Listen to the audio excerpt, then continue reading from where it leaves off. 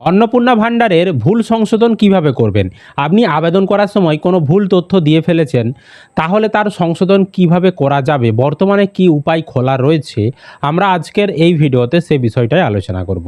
তো অবশ্যই ভিডিওটি বেশি বেশি করে শেয়ার করে দিন, সকলে যাতে খবরটি জানতে পারে।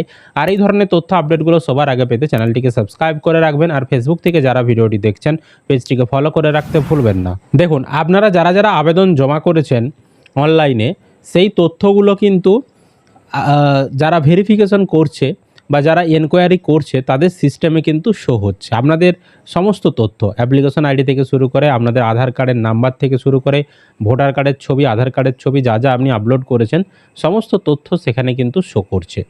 এবার আপনাদের সমস্ত তথ্যগুলো ভেরিফিকেশন করার জন্য, এনকোয়ারি করার জন্য দায়িত্ব দেওয়া হয়েছে। তো প্রথমে এনকোয়ারি করা হচ্ছে, সেই এনকোয়ারি পঞ্চায়েত থেকে, পৌরসভা থেকে করা হচ্ছে, বা বাড়িতে আশা দিদিরা গিয়ে তারাও কিন্তু এনকোয়ারি করে নিয়ে আসছে। এনকোয়ারি করার সময় যে আপনি যোগ্য না অযোগ্য সে বিষয়গুলো দেখা হচ্ছে। তো এনকোয়ারি করার পর আপনার তথ্যগুলো কিন্তু এবার ব্লক থেকে ভেরিফাইং অফিসার তিনি কিন্তু ভেরিফাই করে দিচ্ছে। এখানে যখনই এনকোয়ারি করে সাবমিট করে দিচ্ছে তখন ব্লকে চলে যাচ্ছে, ব্লক থেকে সেটা আবার ভেরিফিকেশন করে দিচ্ছে। ভেরিফাই যিনি অফিসার রয়েছেন, ভেরিফায়ার অফিসার, তিনি ভেরিফাই করে দিচ্ছেন, তারপর জেলা থেকে অ্যাকসেপ্ট হয়ে যাচ্ছে। এইভাবে পুরো বিষয়টা কিন্তু কাজ করছে। এবার যখন পঞ্চায়েত থেকে এনকোয়ারি করা হচ্ছে, অনলাইনে যখন তিনি এনকোয়ারি করছেন, সেখানে কিন্তু দুটো অপশান রয়েছে। একটা দেখাচ্ছে যে ভেরিফাই করে দিবে, ভেরিফায়ার অপশান রয়েছে, আর ডান দিকে একটা রিভার্টের অপশান রয়েছে।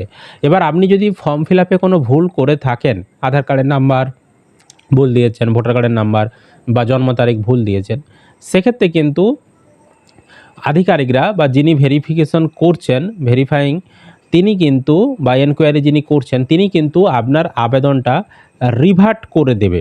ঠিক আছে, মানে ফেরত পাঠিয়ে দেবে। তো ওই রিভার্ট করে দিলে তবেই কিন্তু আপনি এডিট করতে পারবেন। যদি আপনার আবেদন ভেরিফিকেশন করে দেয়, মানে এনকোয়ারি করে যদি পরবর্তী ধাপে পাঠিয়ে দেয়, তাহলে আর এডিট করার সুযোগ থাকছে না।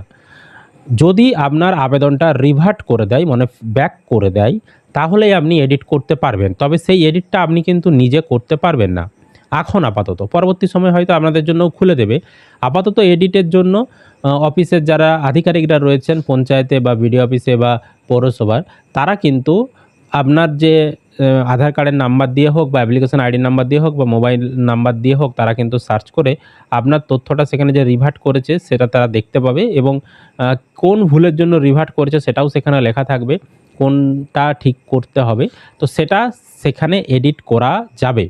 ঠিক আছে, ওনারা সেটা এডিট করতে পারবে। এবার এডিট করার জন্য আপনাকে আপনার কাছ থেকে ডকুমেন্টস তারা দেখতে চাইবে, আপনার মুখের কথায় তো তারা এডিট করে দেবে না। ধরুন আপনি আধার কার্ডের নাম্বার ভুল লিখেছেন বা ভোটার কার্ডের নাম্বার ভুল লিখেছেন, তাহলে সেটা এডিট করার জন্য আপনার অরিজিনাল তারা দেখবে, তারপরে এডিট করবে। তো সেক্ষেত্রে ওই পঞ্চায়েতে আপনাদেরকে এডিটটা করাতে হবে। তবে তার আগে সেখানে আগে রিভার্ট করাতে হবে। রিভার্ট মানে ব্যাক করাতে হবে আপনার আবেদনটা। ব্যাক করানোর পরে তবেই কিন্তু এডিটটা করা যাবে, তার আগে কিন্তু এডিট করা আপাতত এখন যাচ্ছে না। সুতরাং আপনাদেরকে অপেক্ষা করা ছাড়া উপায় নেই। যারা ভুল আবেদন করে ফেলেছেন, আপনাদের এনকোয়ারি সাকসেস হলো কি না, না রিভার্ট করলো, সেটা আগে আপনাদেরকে জানতে হবে। বা যদি আপনি বড়সড় ভুল করে থাকেন, সেক্ষেত্রে আপনি পঞ্চায়েতে গিয়ে বলতে পারেন আপনার আবেদনটা যাতে রিভার্ট করে দেওয়া হয়। রিভার্ট করে দিলে, মানে ব্যাক করে দিলে, আপনি এবার তাদের কাছে এডিটটা করিয়ে নেবেন, যে জায়গাটায় আপনি ভুল করিয়েছেন, দিয়ে তাদেরকে আবার রিসাবমিট করে দিতে বলবেন। তারপর তারা আবার এনকোয়ারি করে ভেরিফিকেশন করে দেবে। তারপরে কিন্তু যখন ব্লক থেকে আবার ভেরিফাই হয়ে যাবে এবং জেলা থেকে অ্যাকসেপ্ট হয়ে যাবে, তারপর আপনি কিন্তু ব্যাংকে টাকা পেয়ে যাবেন। এইভাবে কিন্তু পুরো বিষয়টা কাজ করছে। তবে সাধারণ পাবলিকের জন্য এখনও এডিটর অপশান চালু করেনি, বা আপনি চাইলেই এখন যে নিজে থেকে এডিট করতে পারবেন, ভুল করেছেন সেটা আপনি মোবাইল নাম্বার দিয়ে লগ ইন করে এডিট করতে পারবেন, সেই অপশান এখন পর্যন্ত চালু করেনি। ভবিষ্যতে যদি সেই অপশান চালু করে, আমরা আপনাদেরকে সেই তথ্য জানিয়ে দেব। তো বর্তমানে এটুকুই আপডেট দেওয়ার ছিল এডিট সংক্রান্ত। আশা করি আপনারা ভিডিওটি বুঝতে পেরেছেন। যদি কোনো প্রশ্ন থাকে কমেন্ট করে জানাবেন। ভিডিওটি বেশি বেশি করে শেয়ার করে দিন, সকলে যাতে খবরটি জানতে পারে। আর এই ধরনের তথ্য আপডেটগুলো সবার আগে পেতে চ্যানেলটিকে সাবস্ক্রাইব করে রাখবেন। ফেসবুক থেকে যারা ভিডিওটি দেখছেন, পেজটিকে ফলো করে রাখতে ভুলবেন না।